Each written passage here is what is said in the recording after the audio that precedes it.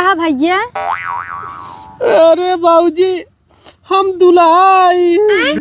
अरे तू दुल्हा है तो डगरिया में कैसे रोवाता है? बात तो सही है। अरे बाबूजी हम लूट गए, बर्बाद हो गए, हमार सब सत्यानाश हो गया।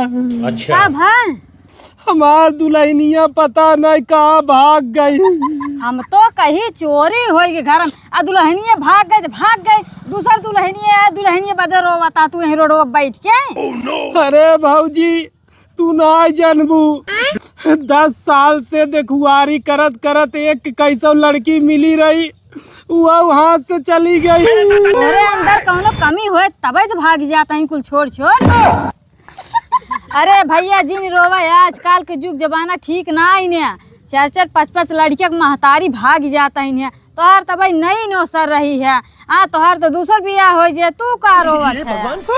अरे राम हो राम, तोहार दूसर बियाह हो जी, तू का परेशान है? अब ना हो पाए भाऊजी। एकर मतलब कौनो हमका जिन ठेला तू ही माराई जा, मार जाऊनु नहीं का समझावत है, हमारे ऊपर भार आ जावत है।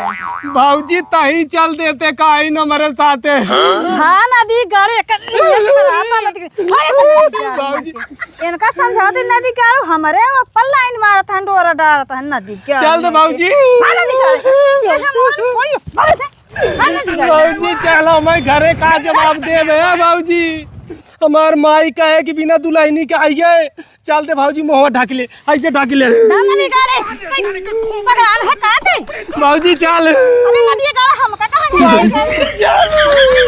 भाऊजी चल हमारे दुल्हन ना नो नो नो नो